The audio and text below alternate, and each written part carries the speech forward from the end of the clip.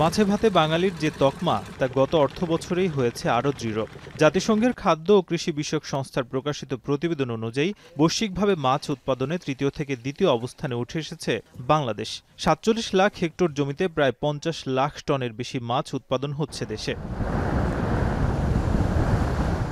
মৎস্যশিল্পকে এগিয়ে নিতে প্রতি বছরের ন্যায় দিবসটি উপলক্ষে সোমবার চীন মৈত্রী সম্মেলন কেন্দ্রে এক অনুষ্ঠানের আয়োজন করে মৎস্য ও প্রাণী সম্পদ মন্ত্রণালয়। অনুষ্ঠানে উঠে আসে বাংলাদেশে মৎস্য শিল্পের অবস্থান আর উন্নয়নের কথা। এ সময় হাওরে অপরিকল্পিত উন্নয়ন মাছ উৎপাদনে কিছুটা বাধাগ্রস্ত করেছে বলে মন্তব্য করেন উপদেষ্টা ফরিদা আক্তার। মাছ উৎপাদন বাড়াতে পরিকল্পনা হাতে নেওয়া হয়েছে বলে জানান তিনি। শিল্প বর্জ্যের কারণে আমাদের নদী দূষিত হচ্ছে, অর্থাৎ মাছ দূষিত হচ্ছে। মাছের মধ্যে নানা কেমিক্যাল রেসিডিউ, বিশেষ করে লেড, ক্যাডমিয়াম, এমনকি মাইক্রোপ্লাস্টিক ইত্যাদি পাওয়া যাচ্ছে, যা মানুষের স্বাস্থ্যের জন্য মারাত্মক ক্ষতিকর।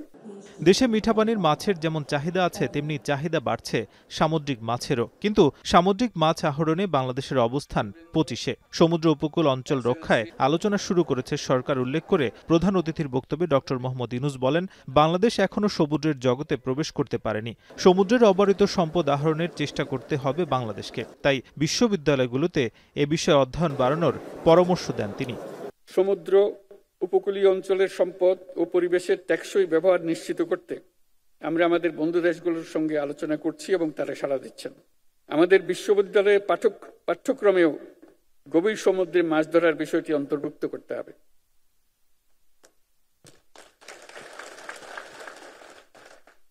তাহলে আমরা আমাদের ভবিষ্যৎ পূর্ণাঙ্গভাবে রচনা করতে পারব এবং গৌরবের সঙ্গে রচনা করতে পারব।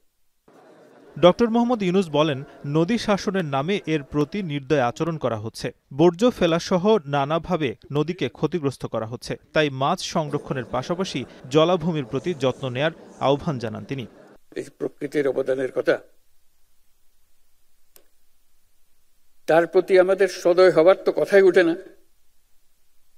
তার প্রতি আমরা অত্যন্ত নির্মম, নির্দয়।